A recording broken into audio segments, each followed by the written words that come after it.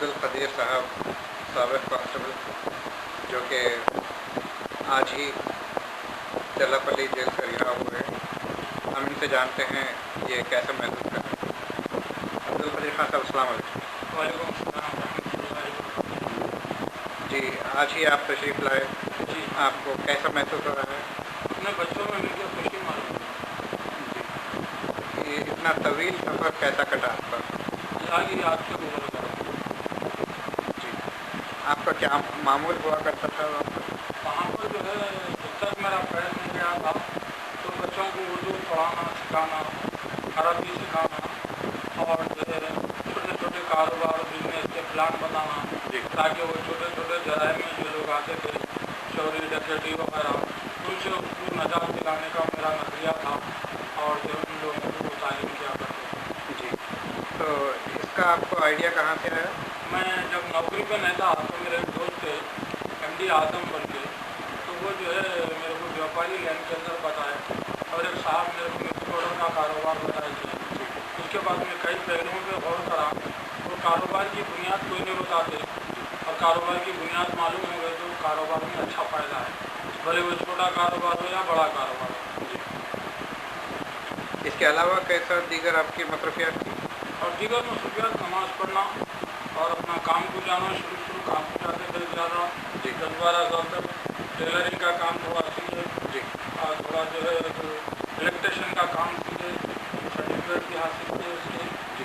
और प्लम्बिंग का काम सीखे, कारपेंटर का थोड़ा काम सीखे, कपड़े धुलने का कवर रूम का काम सीखे, मशीन चलाना। मगर बाहर जाने के बाद हम खड़े ही नहीं रह सकते, इसका बेकरी का काम सीखे वहाँ पर। और जो SSC पास था वहाँ पर कंप्लीट डिग्री किया मैंने। जी। और जो है इस तरीके से जो पढ़ने पढ़ाने में कुछ तारीखी किताबें होती थी, कुछ जो है सियासी किताबें होती थी। आज से 50 साल होंगे के काफ़ी तवील, कम से कम जो है वो 500-700 पेज की बुक है वो। तो वो बुक ऐसे पढ़ने से मालूमात बढ़ते थे, साबिक़ा सियासतदान क्या करते थे, कैसा किए, दानिश्वर क्या करे, कैसा किए और उस दौर के क्या हालात थे और इस दौर के क्या हालात थे, दोनों को कंपेयर करते थे जो डेली पेपर पढ़ते। तो ये दोनों के मिलने से जो बीच में मवाद आता वो एक इंसान की अक़ल में इजाफा करता। जी। तो इस तरीके से हमारा वक्त गुजरता था। और जिन भी लोगों से मिलते थे तो एक नेक इंसान बन के एक पाकीज़ा ज़िंदगी गुजारने की रहबरी करते थे। जी। पैर कटने के बाद जो है वो तो हम दवाखाने में रहे और जो है वो ये काम हम नहीं कर सके किसी को बताना करना।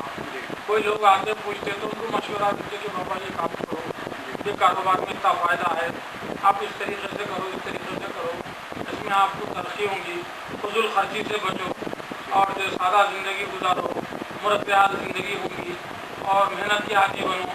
और उसमें मेहनत से काम से इतनी मोहब्बत हो जाना कि इंसान काम खेल कूद नज़र आना नहीं तो ज़िंदगी बाहर में आ जाती है। तो जो भी काम करो। जी। आपके ग़याब में आपके फैमिली का इंतज़ाम कैसा होता था?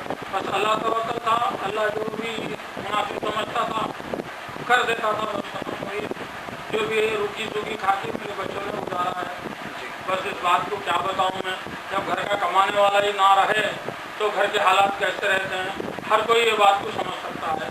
पर अल्लाह ताला अपने नेक बंदों के ज़रिए जो भी है दाल रोटी का इंतज़ाम कर दिया था और उसकी रज़ाक़ियत का मामला है और अच्छे अंदाज में अल्लाह ने हमारी ज़रूरतों को पूरी की। हम उसके शुक्रगुज़ार हैं अल्लाह पाक। जी, ये आपकी जो रिहाई अमल में आई है, इसका क्रेडिट आप किसको देना चाहेंगे?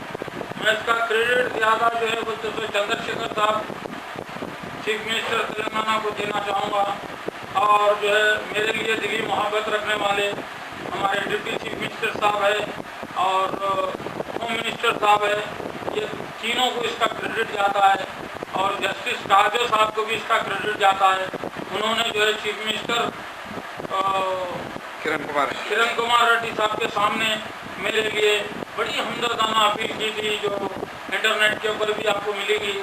मुझे वो हमदर्दाना अपील को हम नहीं भूल सकते, क्योंकि उन्होंने इतनी दर्दमंदी से, इतनी आजिज़ी के साथ, इंकिसारी के साथ चीफ मिनिस्टर के सामने रखा था।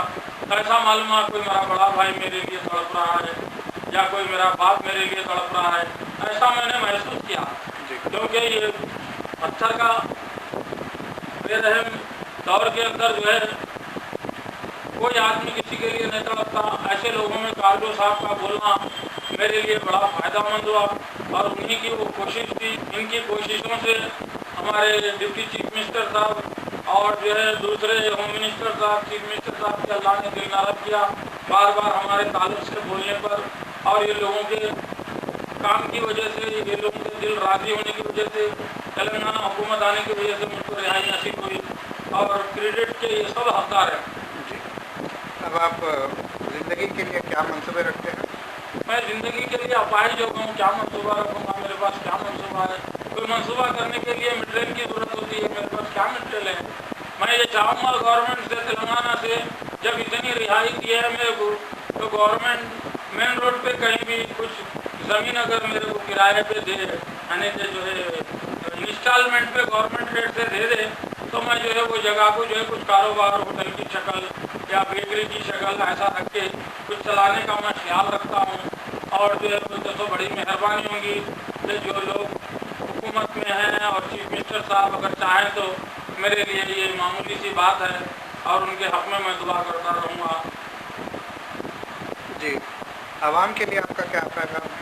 आवाम के लिए तमाम हिंदुस्तान के जितने भी लोग हैं, मैं सब लोगों को अपना भाई समझता हूँ और ना मेरा कोई जो है किसी के साथ कोई मामला ना इत्तेफाक़ी का कोई नहीं है। और तमाम और खुसूसन बिलखुसूस मैं जो है नया कुमार और जो दलितों के लिए, मुसलमानों के लिए आवाज़ उठाएं, ये अमन और शांति की राह है। वाकई में वो एक शहीद भगत सिंह जो हैं वो जैसा काम उस दौर में किए थे, आज ये लोगों को एक सही राह दिखाने के अंदर जद्दोजहद कर रहा है नौजवान, और उस नौजवान की मैं जो है तारीफ़ करूँगा और तारीफ़ करूँगा और उसके हक़ में दुआ करूँगा। चॉइस न्यूज़ से बात करने का शुक्रिया। शुक्रिया।